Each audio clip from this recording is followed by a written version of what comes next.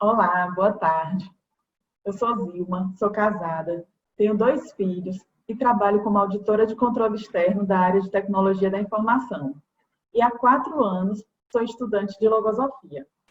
É uma alegria poder falar com vocês nessa tarde dessa ciência chamada logosofia, que tantos benefícios tem trazido para a minha vida e que verdadeiramente modificou a minha história e de tantos outros seres no mundo.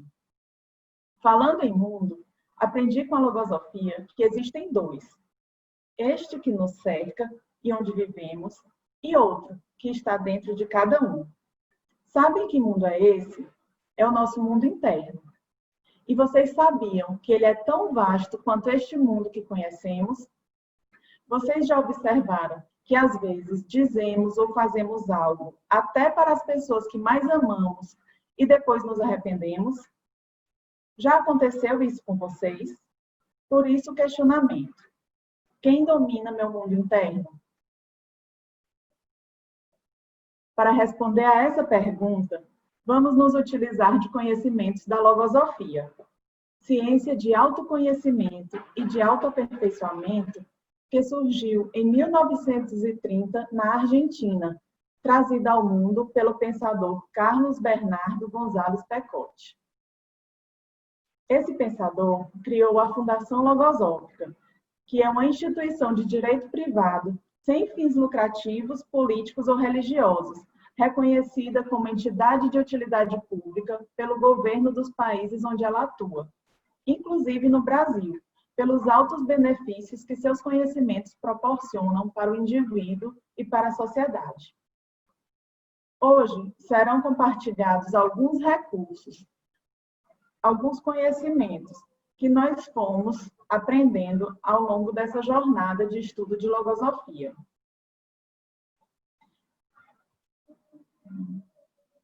Quero agradecer a presença de todos vocês, pois sabemos que mesmo estando em casa, hoje acumulamos muitas atividades e é muito importante e muito significativo que vocês estejam dedicando um tempo para aprender um pouco sobre o seu mundo interno. Espero que a gente passe um momento agradável e que a gente saia enriquecido de algum elemento que cada um possa utilizar em sua vida.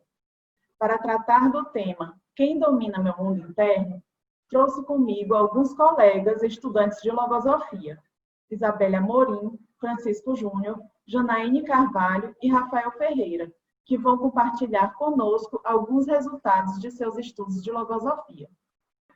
Vamos iniciar com a Isabelle, que vai conduzir a atividade a partir de agora.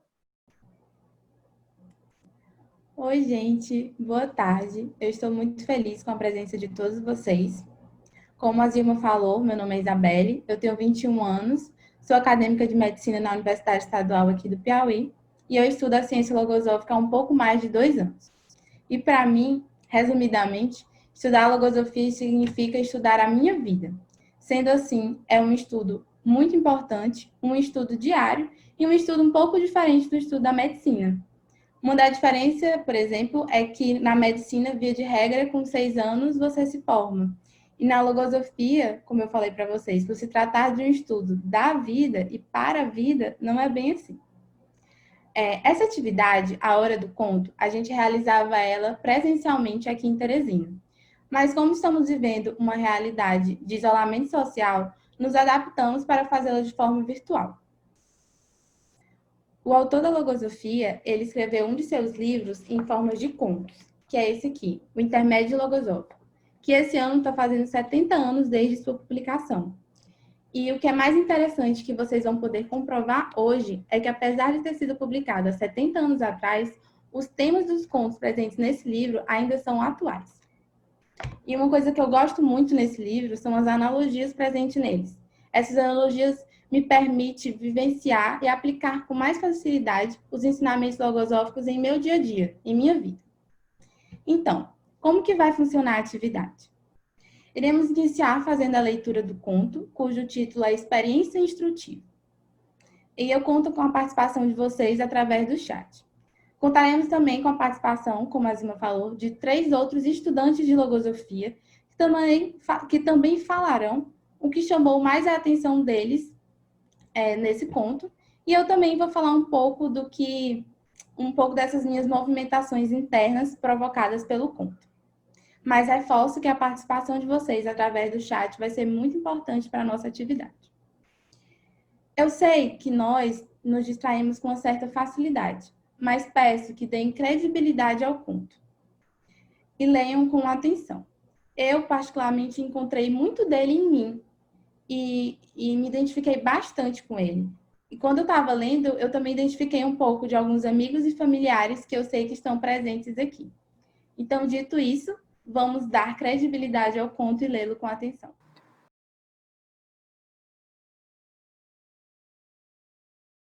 Desfrutando todos os prazeres, vivia luxuosamente em seu palácio um homem muito abastado.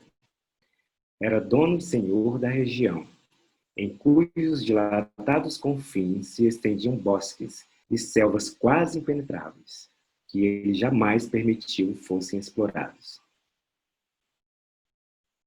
Numa certa manhã de primavera, ordenou que lhe selassem um cavalo com a finalidade de realizar uma incursão através de suas densas matas. Alguém o advertiu de que poderia encontrar animais selvagens, ou mesmo feras temíveis, capazes de pôr em sério risco sua vida. O opulento e soberbo personagem se pôs a rir, tratando-o como um ingênuo pobre diabo, e, com extrema arrogância, enfatizou: eu sou o dono absoluto dessas terras.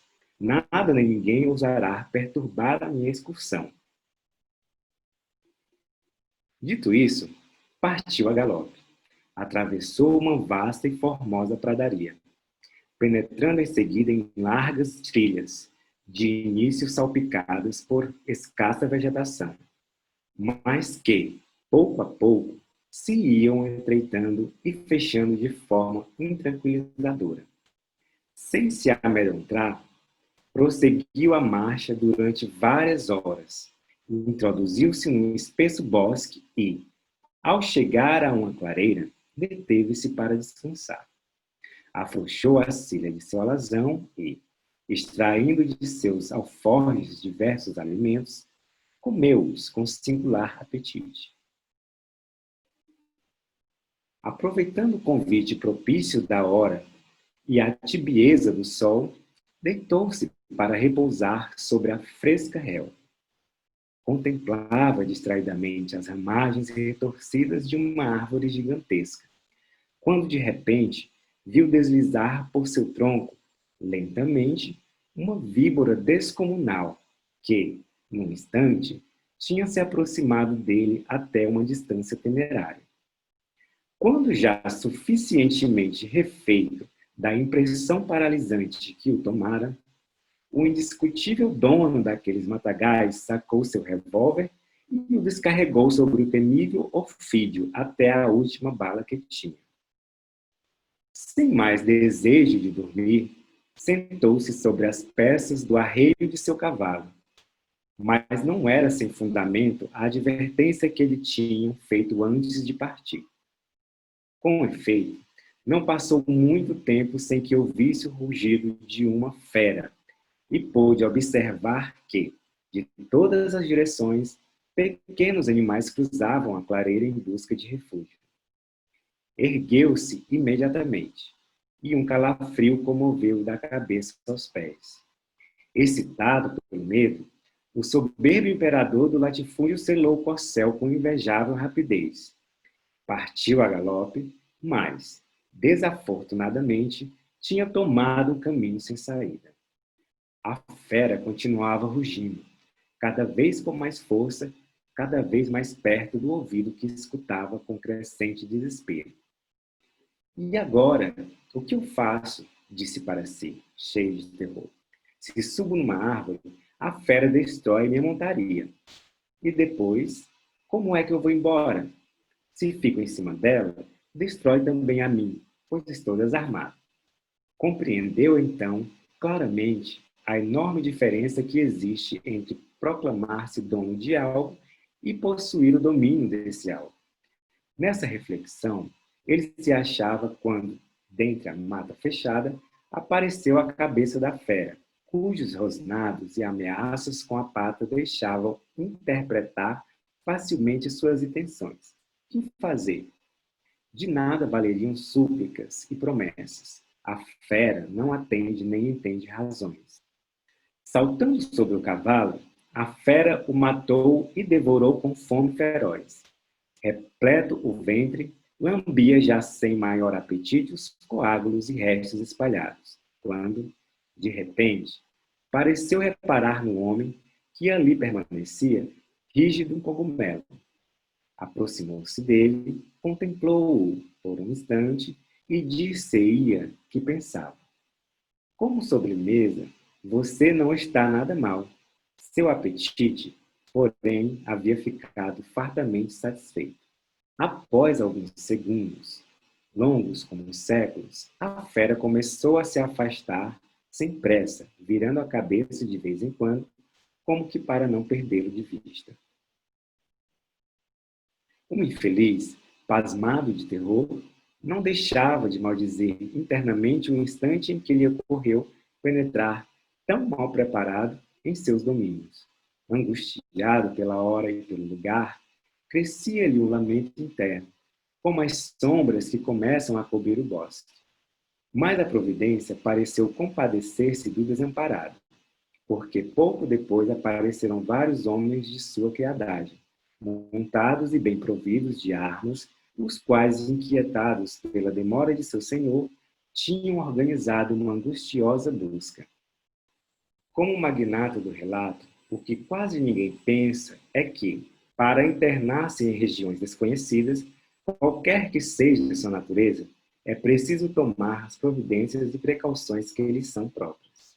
Por isso, quando sobrevêm as dificuldades, muitos se aborrecem e lamentam, sem reparar que é necessário deter-se uma e outra vez, aqui e ali, para eliminar os elementos adversos que enchem de obstáculos a marcha e impedem um claro discernimento sobre as circunstâncias que cercam o explorador.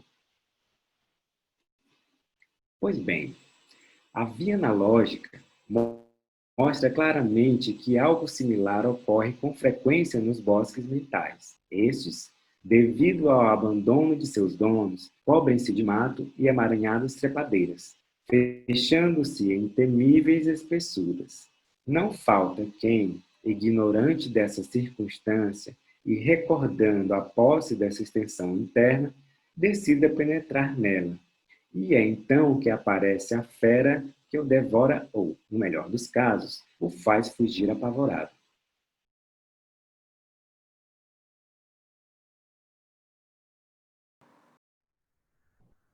E aí, o que compreenderam do conto? Uma parte que me chamou muita atenção foi a analogia que o autor traz no final, que eu vou ler novamente para vocês. Peguei aqui meu livro. Pois bem, a via analógica mostra claramente que algo muito similar ocorre com frequência nos bosques mentais. Estes, devido ao abandono de seus donos, cobrem-se de mato e emaranhadas trepadeiras, fechando-se em temíveis espessuras. Não falta quem, ignorante dessa circunstância e recordando a posse dessa extensão interna, decida penetrar nela. E é quando aparece a fera, que o devora ou, no melhor dos casos, o faz fugir apavorado.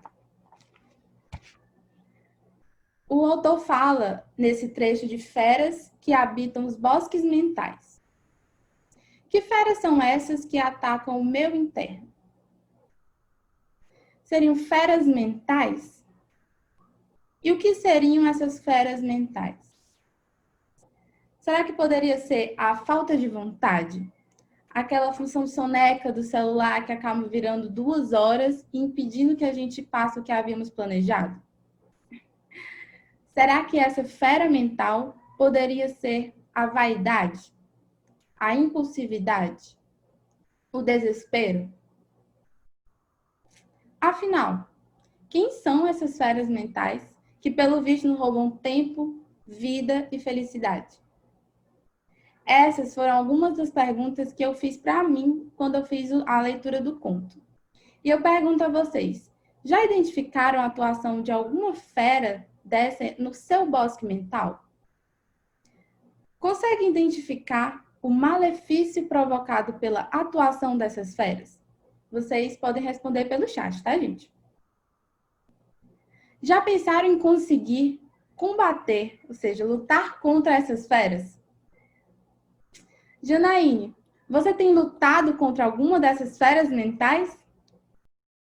Então, Bel, eu também, desde que comecei meus estudos de logosofia, há um pouco mais de 2 anos, tenho observado e lutado contra várias destas feras mentais. O autor da logosofia me ensinou que os pensamentos são forças psíquicas que, se não forem vigiadas e cuidadas por nossa consciência, podem funcionar de uma maneira autônoma, ou seja, independentemente da nossa vontade e muitas vezes contra a nossa vontade mesmo. Dessa forma, se a gente não selecionar os pensamentos bons e úteis, a gente acaba por cometer deslizes e passar por situações embaraçosas, porque a gente não desenvolveu a habilidade de pensar de verdade. Com a logosofia, eu aprendi que o simples fato da gente ter pensamento passando por nossas mentes não significa que a gente está verdadeiramente pensando. E que sim, eu devo me responsabilizar por esses pensamentos, porque são eles que me fazem falar, agir, me comportar, quer seja para o meu bem ou para o meu mal. A logosofia ensina que pensar, portanto, é saber o que pensar. E assim, ir pondo ordem na nossa casa mental e, consequentemente, em nossas vidas. Pois bem, eu descobri que uma das feras mentais que eu tenho é a indiscrição. A indiscrição faz com que a gente fale ou haja sem refletir, sem responsabilidade. Seria algo como viver fora de si mesmo, expondo o nosso mundo interno. E isso pode ser muito prejudicial, não só para mim, mas também para as pessoas que me cercam. Houve um episódio agora, logo no início da quarentena, em que eu conversava com uma pessoa no meu ambiente de trabalho. E eu trabalho na área da saúde, como oftalmologista. E aí, enquanto a gente conversava, eu percebi que ela, assim como a maioria de nós, estava bem temerosa quanto a essa situação atual. Daí eu recordei de algo que eu tinha visto no YouTube, um vídeo que certamente faria o temor daquela pessoa aumentar mais ainda. E eu já estava ali com a boca aberta, as palavras quase batendo na máscara que eu usava na hora. Mas a antideficiência da discrição conseguiu atuar a tempo. A discrição me fez acessar minha consciência naquele instante e bloqueou uma atitude intempestiva, impulsiva, que só causaria medo e faria mal para aquele ser. Poderíamos fazer, inclusive, uma analogia aqui. Assim como a máscara facial nos protege e protege quem nos cerca, filtrando micro-organismos, a nossa consciência, a um nível mental, tem uma função similar, filtrando pensamentos que entram e saem das nossas mentes. Quanto mais antideficiências aprendermos a construir, mais filtrante e eficaz será a nossa máscara mental, a nossa consciência. O mais estranho e curioso que eu acho é que eu tenho uma outra fera mental chamada timidez, que para mim é quase o oposto da indiscrição, porque me dificulta expor minhas ideias, meus pensamentos. Daí eu me pergunto, como assim? Como a mesma pessoa pode ser indiscreta, expondo fácil seu mundo mental, e tímida, tudo ao mesmo tempo? Pois é, aí a gente consegue perceber nitidamente a autonomia dos pensamentos dessas feras. Uma prova cabal de que eu, você, nós não somos os nossos pensamentos. Mas é de fundamental importância conhecê-los, para que a gente não seja vítima, marionete deles, e para que a gente consiga conquistar a maior liberdade que existe, que é a liberdade de pensar. Agora, o nosso amigo Francisco, que estuda logosofia junto com a gente, vai nos contar sobre os seus aprendizados relativos a essas feras mentais. Me chamo Francisco Júnior, sou contador, advogado e estudante de logosofia há 2 anos e 5 meses. Depois da manifestação tão enriquecedora da Janaíne, onde nos foi evidenciado a aplicação dos ensinamentos logosóficos e de que forma eles podem nos ajudar a evoluir enquanto seres humanos e, consequentemente, colaborarmos com a humanidade. O conto de hoje nos falou de nossas esferas internas e de que forma elas podem sabotar a nossa conduta, pensamentos e relações. Tudo em nossa vida se origina em um pensamento. Para você agir, primeiro vem um pensamento, depois você age. Mesmo que de forma impulsiva, vem um pensamento antes dando os comandos do que você irá fazer. Aí eu pergunto para vocês, quais pensamentos eu estou alimentando?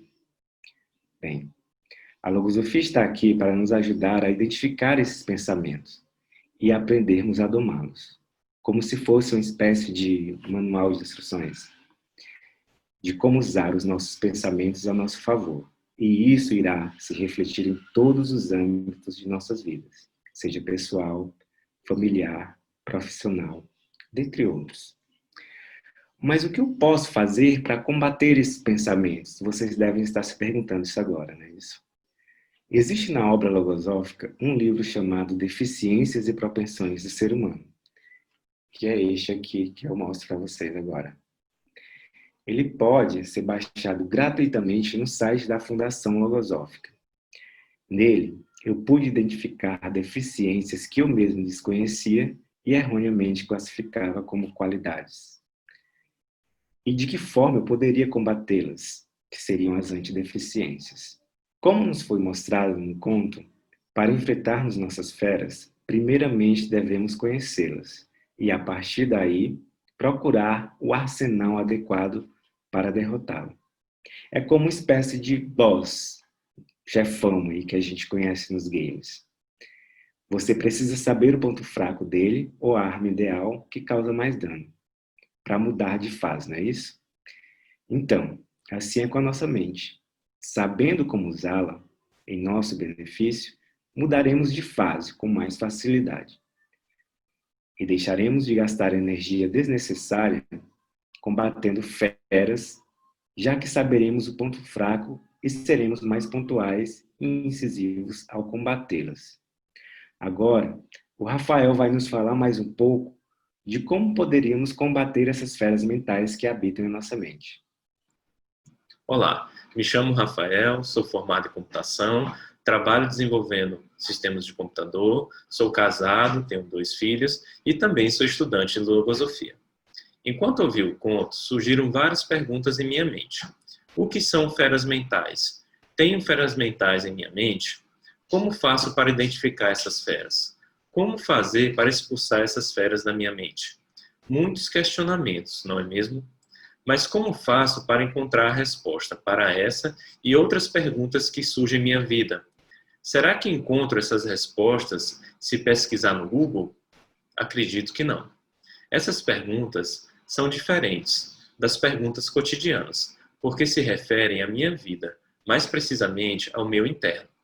Mas vocês devem estar se perguntando, como eu faço para estudar o meu interno, a minha vida? Devemos nos tornar cientistas, isso mesmo, pesquisadores que terão como campos de estudo e experimentos a nossa própria vida. Essa é a proposta da logosofia, que cada um trabalhe o conhecimento de si mesmo, através do estudo e da aplicação dos conhecimentos adquiridos em nossas vidas, para que possamos responder todos os questionamentos que aparecem em nossas vidas. O melhor é que esse conhecimento adquirido, além de nos ajudar a responder essas perguntas, também nos ajuda a evoluir de forma consciente, através, por exemplo, da identificação dessas feras mentais, as deficiências, e do conhecimento necessário para eliminar uma a uma. Antes de iniciar meus estudos na logosofia, tinha um questionamento que sempre surgia na minha mente e que não tinha uma resposta. Qual o meu objetivo na Terra? Após alguns anos de estudo da ciência logosófica, encontrei a resposta para essa pergunta. Nosso objetivo na Terra é evoluir de forma consciente, mas não é uma evolução para se tornar melhor do que ninguém. É uma evolução para ser uma versão melhor de mim mesmo, ou seja, ser melhor hoje do que fui ontem. A ciência logosófica, através dos seus ensinamentos e métodos, me proporciona ferramentas para que eu possa encontrar a resposta para todas as perguntas que se referem ao meu interno, ou seja, a minha vida. Obrigado. Passo a palavra agora à colega Isabelle Amorim. O que será que ela tem a nos dizer sobre suas experiências instrutivas? Bem, eu quando li o conto pela primeira vez, me veio o seguinte pensamento. Se é que eu possuo essas esferas mentais, elas estão todas domadas. Eu que mando em mim. Só que aí, após um certo tempo de reflexão, eu me recordei de várias situações simples do meu dia a dia. Como minha mãe me pedir para eu pegar o carregador dela lá no carro. O que era esperado que eu fizesse? Minha mãe trabalhou o dia todo, tá cansada, porque eu sinto tanta gratidão a ela. Qual a dificuldade de buscar o carregador?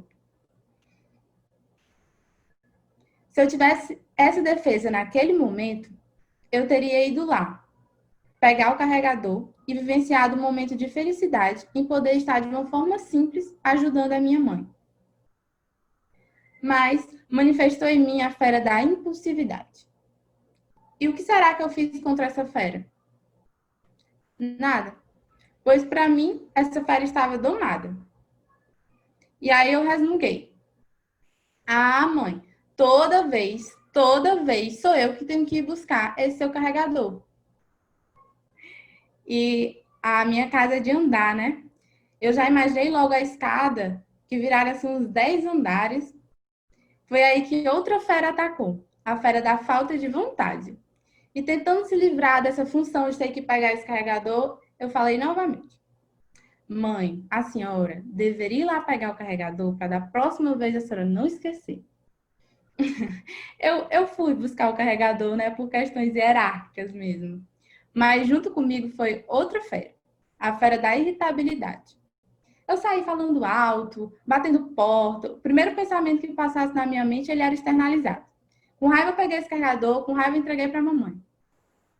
Essa simples vivência, provavelmente vocês tenham vivido algo semelhante, como pegar um copo d'água para o irmão ou para o marido, ou ter que lavar uma louça, ou ter que ajudar os pais em alguma ferramenta do celular. Enfim, essa simples vivência fez manifestar em mim essas feras. Algumas que eu nem sabia que possuía e outras que eu achava que estavam domadas. Mas vejam, todas essas movimentações internas negativas que ocorreram em mim não poderiam ter sido evitadas se eu ao menos soubesse que essas feras não estavam domadas, ou se eu soubesse do que elas se alimentam, do que gostam, do que não gostam, se eu conhecesse essas feras. Com certeza, se eu tivesse esse conhecimento, esse turbilhão de feras que dominaram o meu agir, não teriam atuado ou teriam atuado com menos força. Então, analisando toda essa vivência, eu percebi que eu tinha que iniciar por saber quais são as minhas feras e saber que elas não estão domadas. E que, na verdade, apenas domá-las não é o suficiente. Eu preciso eliminá-las. Porque uma fera domada, no primeiro descuido do dono, ela o ataca. E foi justamente o que aconteceu comigo. Então, eu fui conhecer essas minhas feras mentais, saber o que elas são. E eu percebi que elas estão relacionadas com as minhas deficiências. As deficiências que eu possuo são as feras que me atacam. Mas ninguém luta contra o desconhecido. Quem quer vencer inicia por saber, inicia por conhecer o seu oponente. E assim eu fiz, sempre com a ajuda da logosofia, e aplicando os ensinamentos logosóficos. Como o Francisco falou, o livro Deficiências e Propensões do Ser Humano também me ajudou nessa minha expedição voltada para o interno. Pois nesse livro o autor ele fala das deficiências e propensões do ser humano e traz também as antideficiências.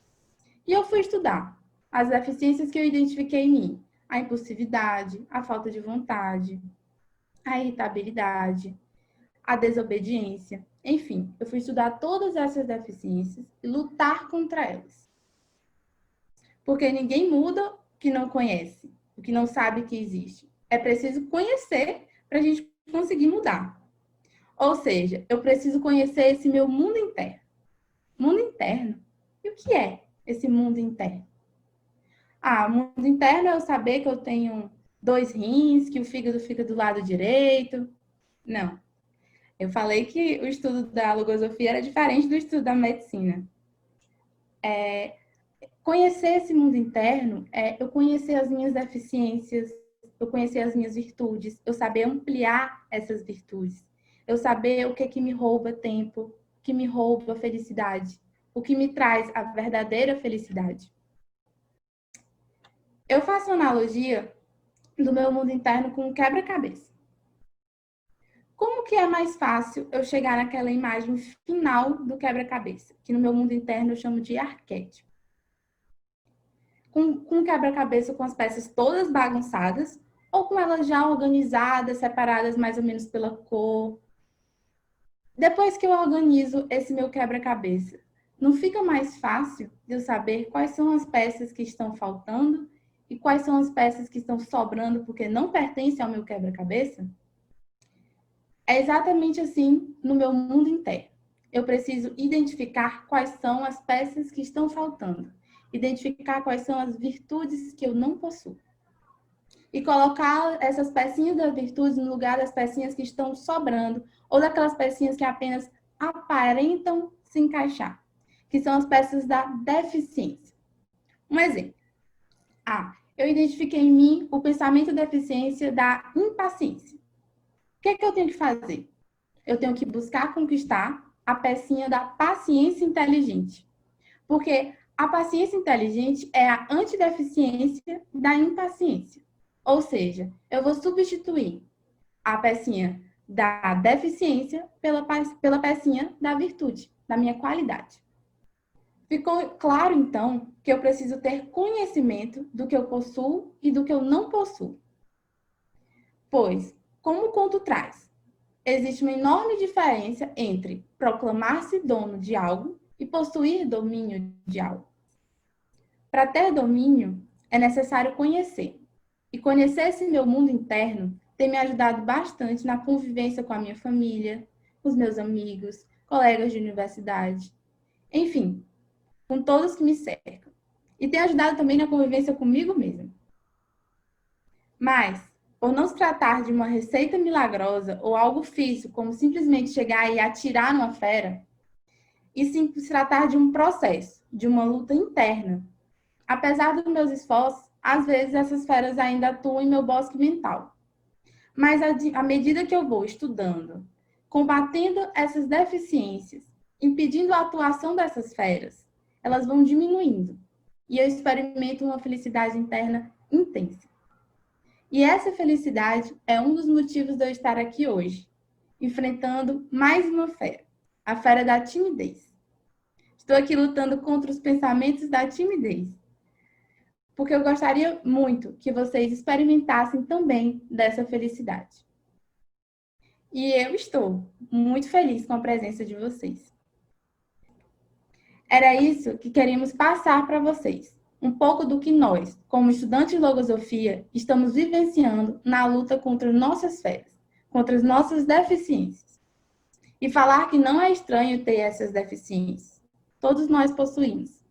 O ruim é quando não a conhecemos. Quando temos medo de conhecer esse mundo interno. E aí ficamos à mercê dessas deficiências, que mandam e desmandam em nossa vida como se fossem as próprias donas. E precisamos conhecer esse mundo interno. Precisamos despertar para o estudo desse mundo interno, para o combate dessas deficiências, para que assim conseguimos evoluir conscientemente. Espero que tenham gostado. Agradeço a presença de todos e deixo um afetuoso abraço virtual em todos.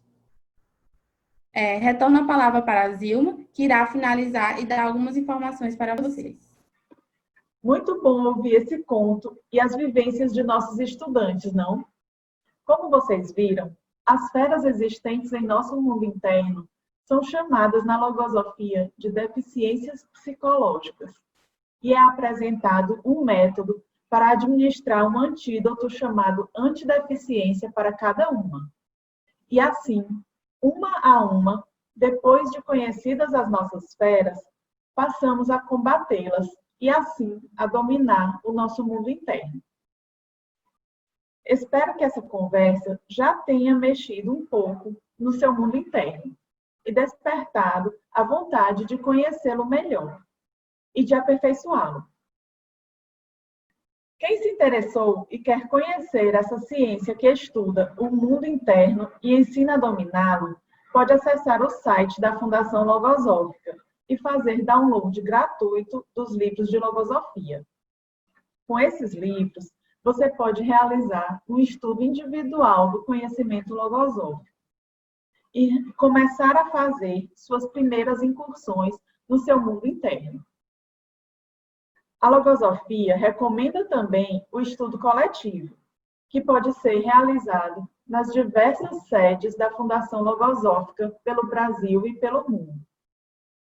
Mas que nesse momento de distanciamento social, está sendo realizado online. Por isso, disponibilizamos um curso gratuito de 4 aulas, 1 hora por semana, para quem se interessar por conhecer melhor a logosofia e a escola onde estudamos essa ciência. Esses QR Codes exibidos na tela os levam para o site da Fundação Logosófica, onde os livros podem ser baixados e ao cadastro para fazer o curso de informação gratuito para conhecer a nossa escola. Os links também estarão na descrição do vídeo. Boa tarde, muita saúde para todos e uma vida de muitas felicidades.